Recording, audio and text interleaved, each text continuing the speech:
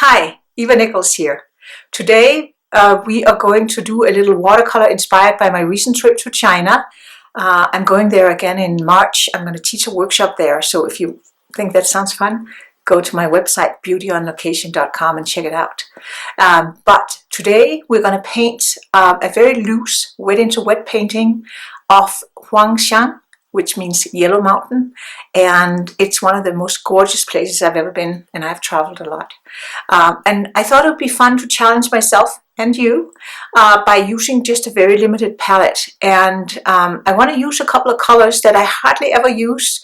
I'm going to use Moonglow from Daniel Smith, and also some Cascade Green from Daniel Smith.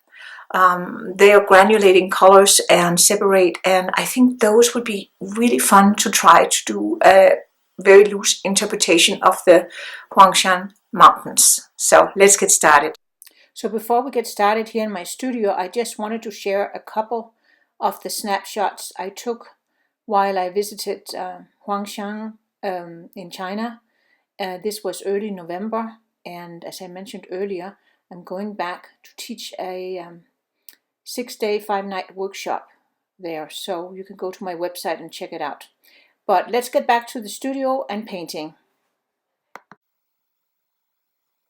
So yeah, I'm going to use two colors today, Cascade Green and Moonglow from Daniel Smith.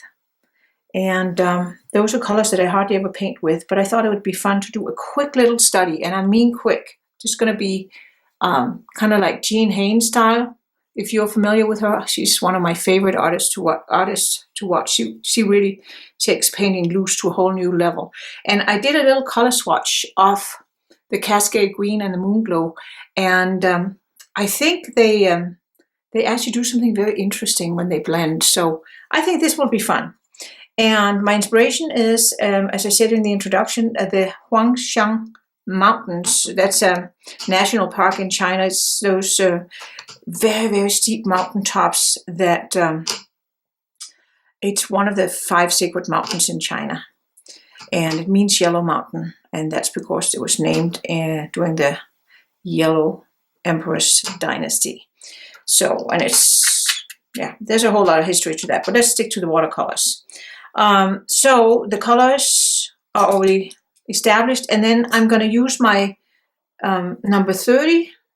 I'm going to use my 1/2-inch dagger, and I'm probably going to use this new brush that I got as an extra bonus from the SAA, Society for All Artists. It's a British society, and they have a lot of art materials, and they put out a lot of videos and YouTubes and stuff like that, so you should check them out.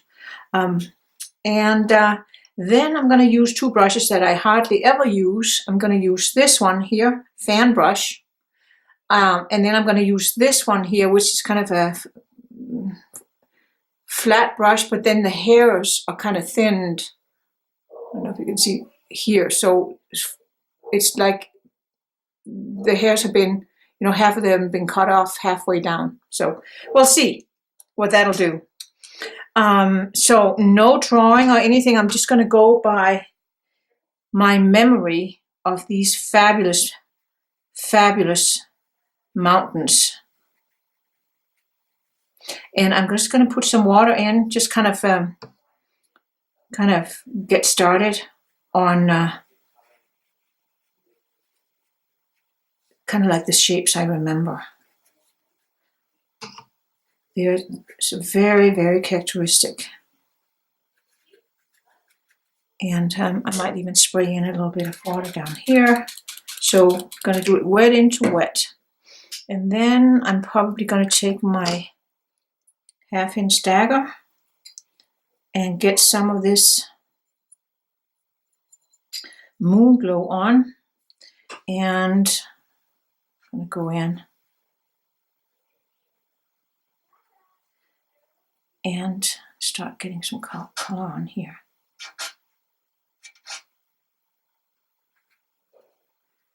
I'm going to put a little bit of the green in too. Why not? This is not by any stretch of the imagination meant to be, a precise rendition of the mountains. It's just kind of like how I remember them. And I'm going to teach a workshop there. If you're interested, if this piques your interest, you should go to my website, beautyonlocation.com, and go to that page I have on my website that tells about my upcoming watercolor workshop in a tiny little 1,200-year-old, can you imagine, 1,200-year-old village in China, close to the Huangshan mountains. And so we're going to have excursions to some other little villages that are also ancient, historic, and they have been kept. They haven't changed them or anything. That's so neat. And then we're going to do an all-day excursion up to the Yellow Mountains, bringing our sketchbooks up, and we're going to sketch in some of the little villages and stuff. So that'll be a lot of fun. So I'm going to just spray down here, because I just kind of want it to fade out. And let's just fix some of these shapes here. Some of them I can see they need a little fixing. There. That could totally be like that. And I'm going to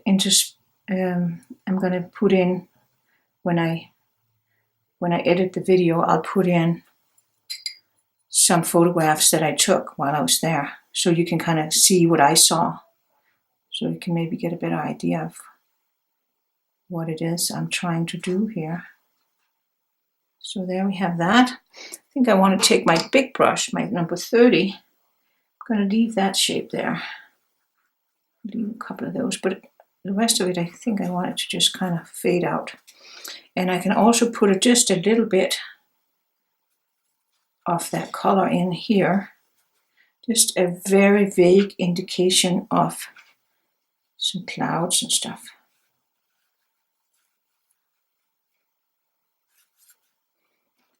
Just a little bit of a sky. Just to bring you into the picture. There. Rinse my brush. And this here wants to run, so that's fine. Let it run. I don't mind that, a couple of places.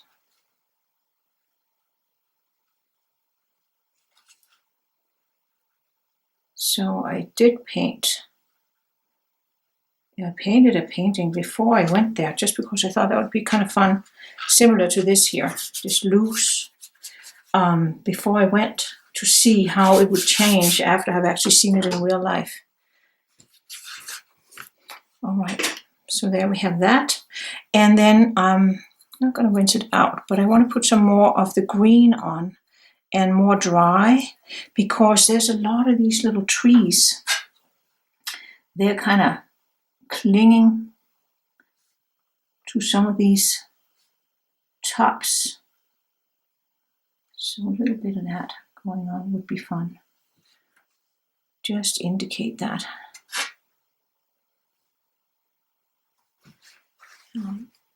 Lift out a little bit.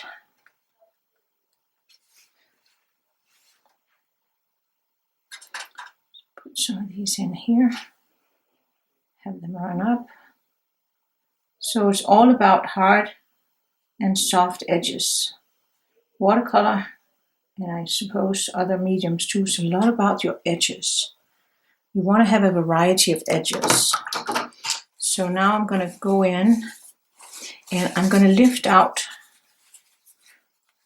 a little bit, because very, very often now, not while I was there, I just, I don't know if I looked out, but when I was there, it happened to be clear, sunny day, and there's a lot of mist up here on these mountains.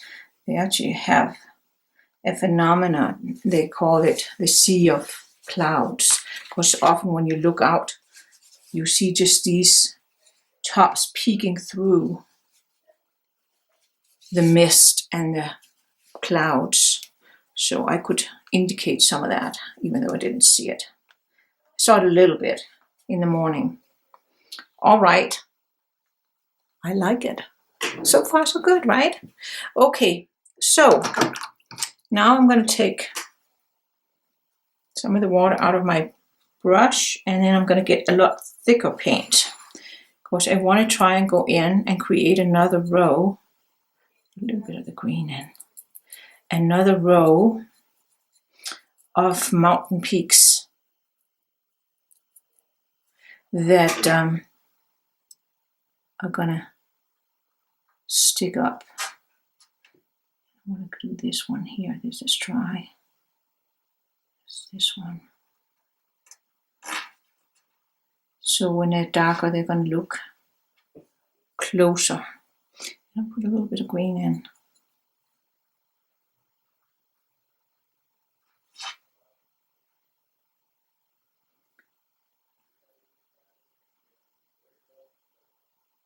There. There. And then just going from the other side. No, USC was also crushed. There we have it.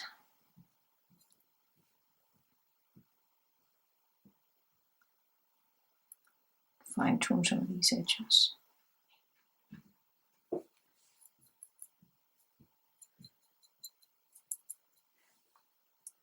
And I want to get one up here.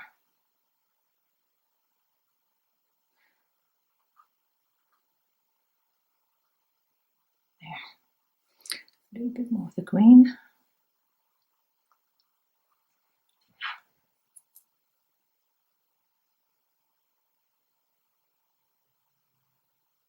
There we go. So maybe a little too square. Yeah.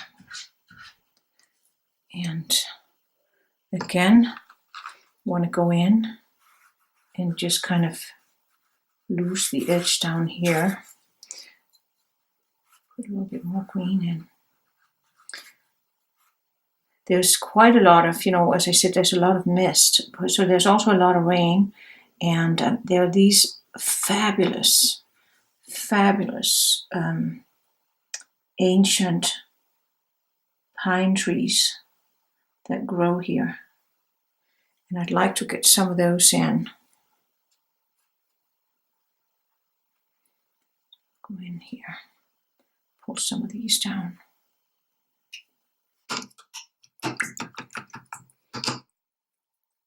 And I think I want to roll another little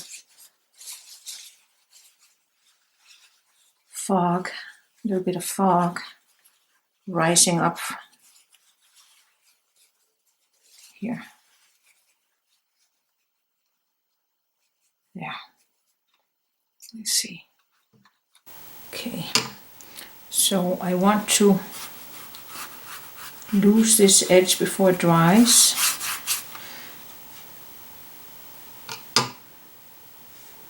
And let's get some of the green. And don't want it that green. Tone it down with some of the Moonglow. A lot more water. Spray in.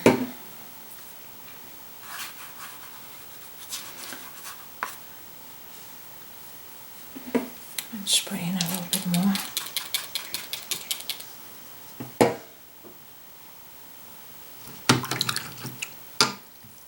And just let it run off down here. Oh, that Moonglow.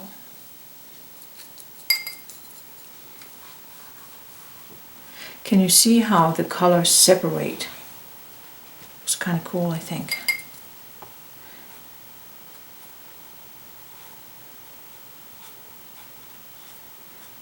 Darken it a little bit in the corners. I always like to do that. Kind of pushes you into the painting, I find. All right.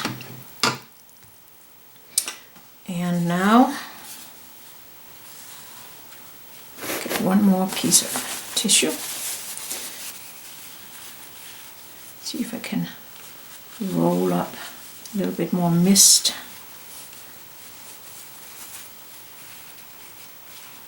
There. And then my thought was try and see how this fan brush could work.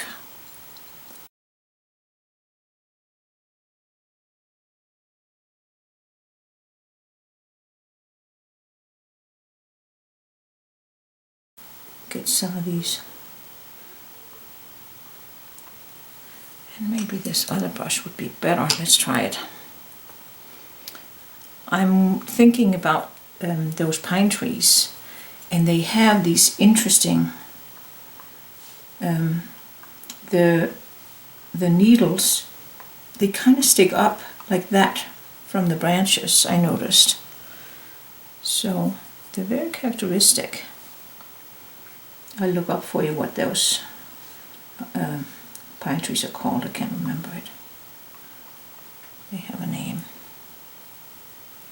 They remind me actually quite a bit of the cypresses that you see on the Monterey Peninsula in California, out on the California coast, on the central coast in California.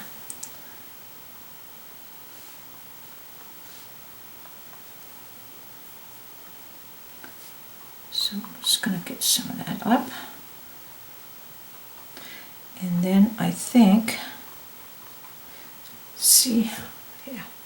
Now I'm going to have to let it dry a little bit, and then I am going to put some of those branches silhouetted against the sky. But I kind of like it. I think it has a pretty good feel to it. Before it dries on me completely, I'm thinking I want to indicate some more foliage.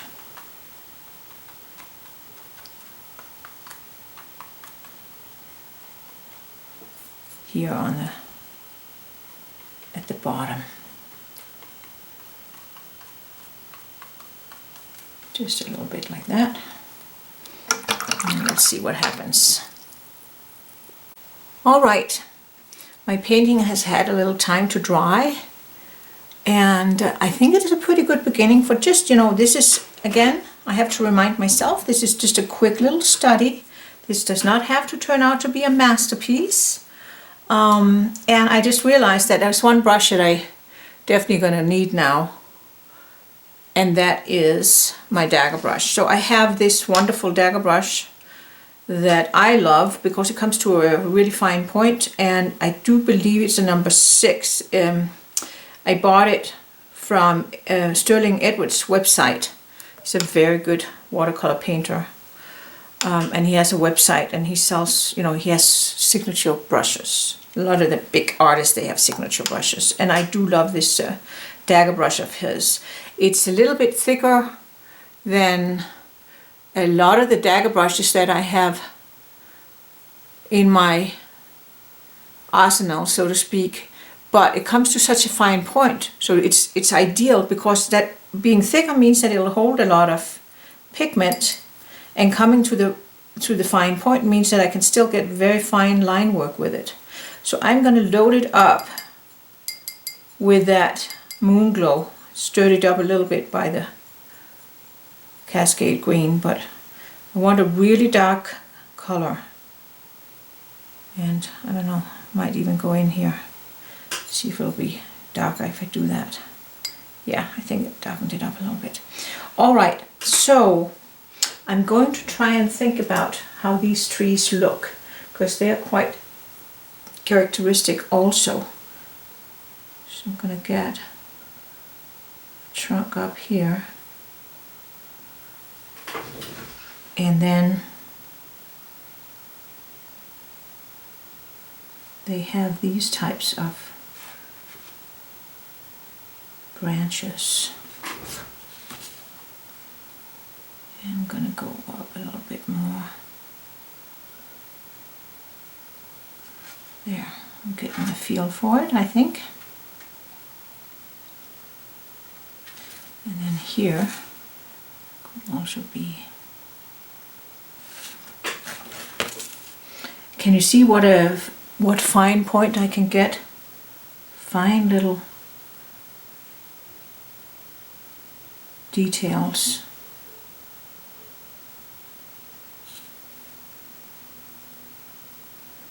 And like all trees, most all trees that I know of anyway, you have to remember that the trunk is thicker at the bottom and then it gets gradually skinnier, and the same with branches, and skinny branches sit on a little bit fatter branches, and that's how it works. So fatten this one up a little bit.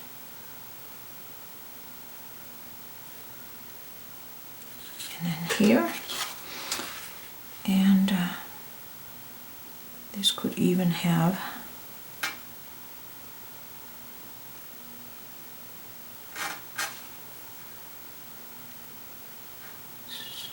one that goes down like this.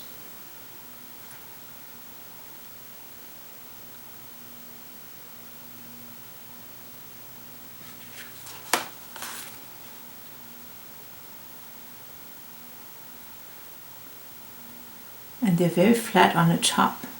That's the other thing I noticed. Flat on the top, these trees. So let's see if we can get this one up here to support some of this foliage.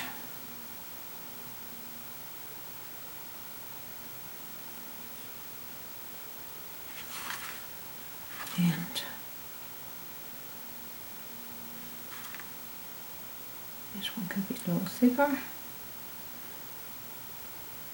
So when you try and do these things, just take your time.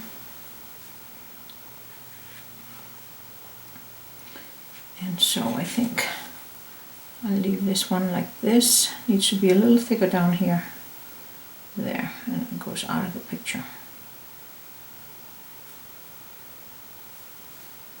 And then there might be a branch that goes across there.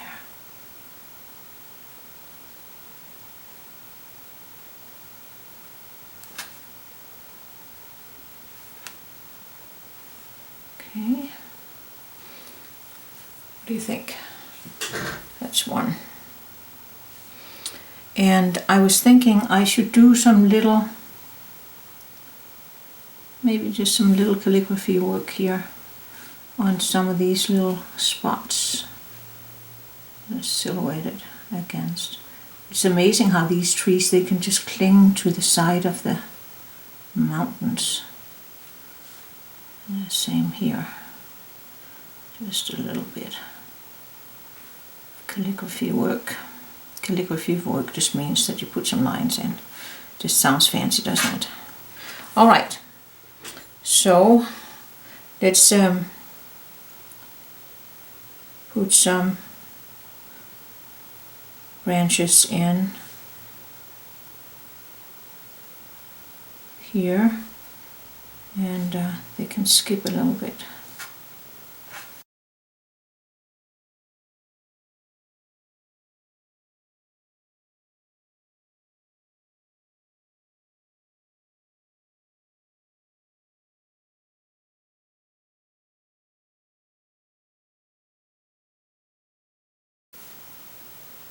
And I'm probably going to speed up the video here, so because I have to think while I do this. Yeah, I mean it. I have to think.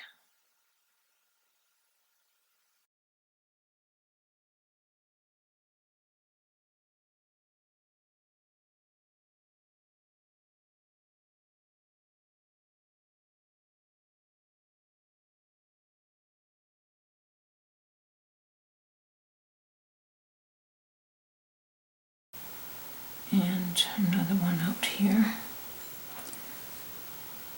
So just going to put in a few more of these.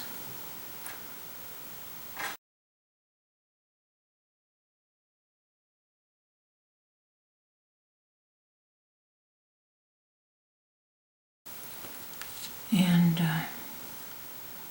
then I'm going to put in some more of the green.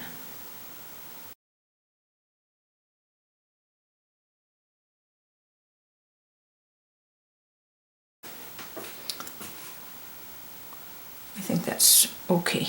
I think I'm going to stop here with that. And then we'll see. Okay, so I loaded up this brush, the one that's like a flat and where the hairs are cut, like half of them are cut halfway up so that it has this kind of, you know, spiky look, and thick paint. And I'm just going to try and grab some of these ends of some of these little branches I created and try and see if I can get a little feeling of those needles that are kind of going upwards. And I'm going to turn my brush because I don't want, you know, too repetitious line work that is too repetitious. That never looks good.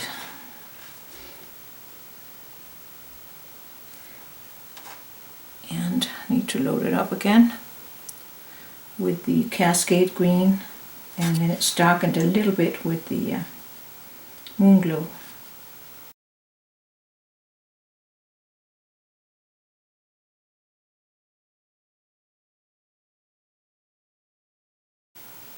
There, I think it's working.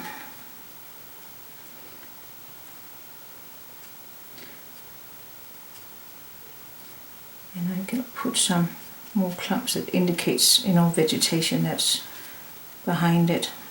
All right. And let's do this one here.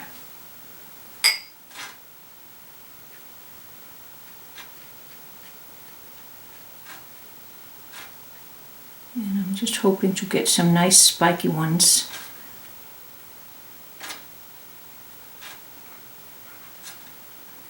We'll see what Ying says. That's my friend who has made all this possible. She has the connections in China and found this fabulous ancient historic village close to the Huangshan mountains and close to several other ancient historic villages where they have really kept all the fabulous and beautiful historic features. And so we are going to go sketch there and check it out. So I'll do a couple more, definitely a couple more videos that's going to be inspired by that trip. So here got a little bit more green on, that's okay. So this is just going to indicate that there's, you know, something sticking up here from the bottom. That's what I wanted. So I think that's going to be working okay. It's going to be a little bigger, so closer. And then I want some more out here. Yeah.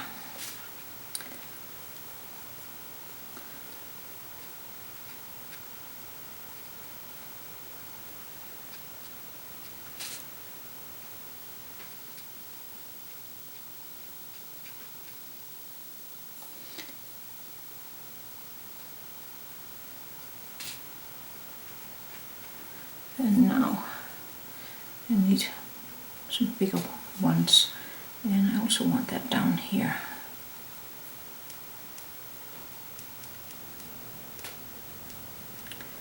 There.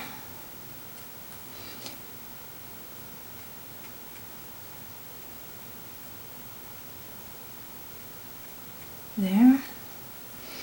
And I'm just going to get a little bit more of the Moonglow in here, so it's not so bright.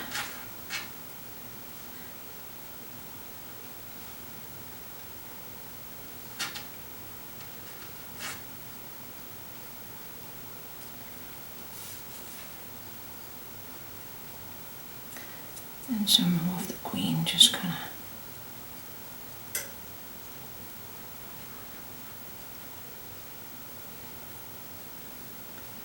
And let's see.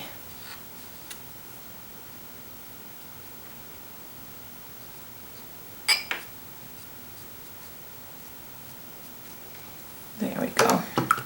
And then I think I need a little bit more calligraphy with a skinny dagger brush. Dark paint, so we'll mix the Moonglow with the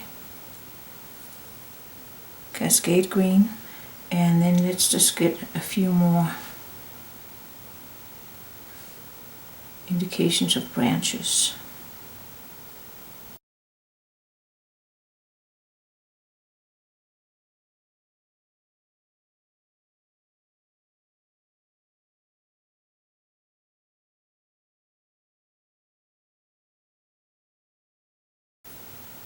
Gotta be careful I don't get too fiddly with this, since it was supposed to be a loose interpretation, right?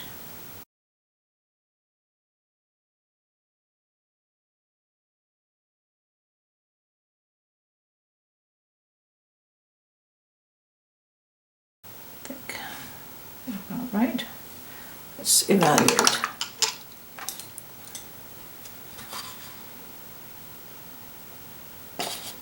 Yeah, I think that's, for a quick little study, I think this is all that's needed. So we'll call that a day. I just got one more idea. I was going to grab my credit card and try and scrape in, before it dries on me completely, some little, here in the wetter areas, I can scrape out a little bit.